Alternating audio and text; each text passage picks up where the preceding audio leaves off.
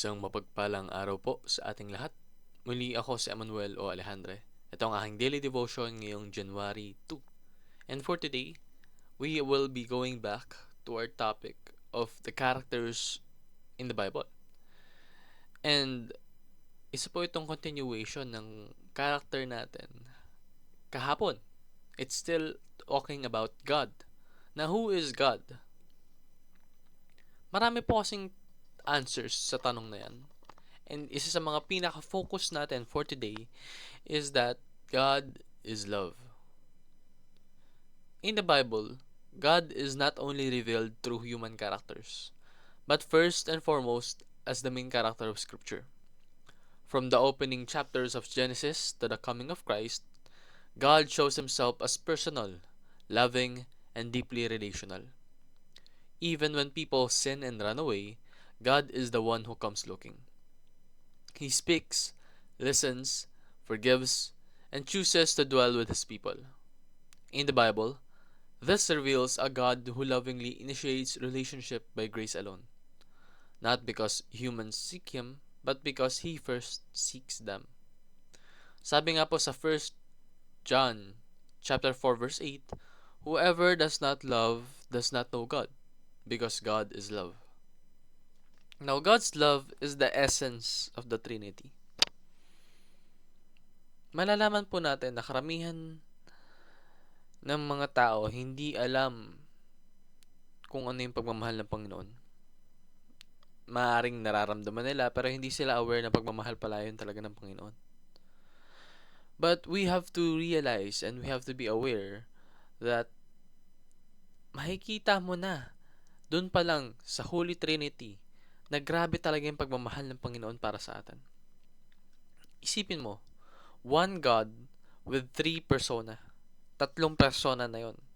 At kada persona na yon tumutulong sa mga tao. Napakagrabe. Like, we don't deserve that. One God with three personas, all of them working together in unison, in harmony, for our sake. Grabe. And that's why God's love sets Bible stories in motion. Tatandaan po natin, hindi tayo yung pumili sa Panginoon.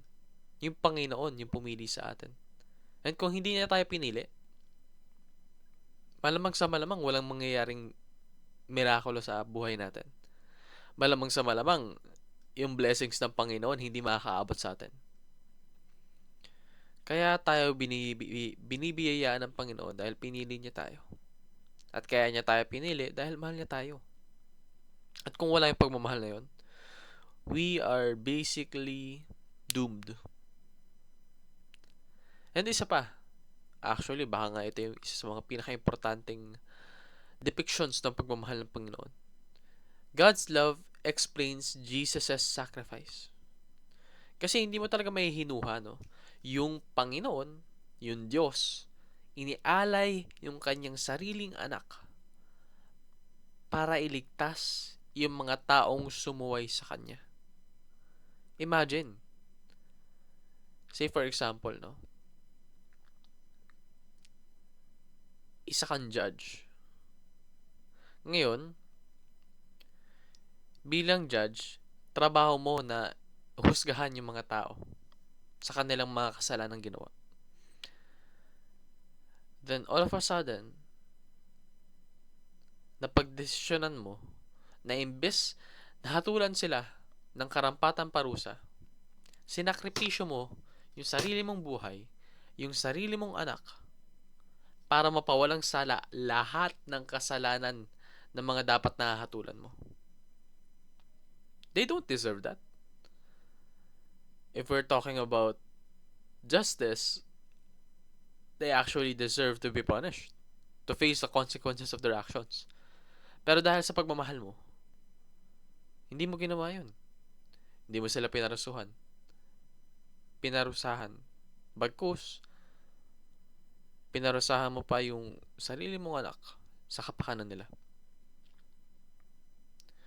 So love beyond yourself and personal interest, gaya ng pagmamahal ng Panginoon. unconditional, and discover how God's love unfolds in the Bible by reading it. Pag nilay-nalaya mo yung Biblia, alamin mo kung ano yung ginawa ng Panginoon para sa'yo at kung ano yung epekto ng pagmamahal niya sa buhay natin. Love truly with genuine sacrifice and genuine service. For that is love. Love is not about having the upper hand na kung saan nagbe-benefit ka sa isang relationship. Love is about giving. Love is about understanding. Love is about acceptance, commitment, even when the person that you love does not deserve it. Yun lamang po ang aking daily devotion. Maraming salamat sa pakikinig. Pagpalain po tayong lahat. And let us all give glory to God.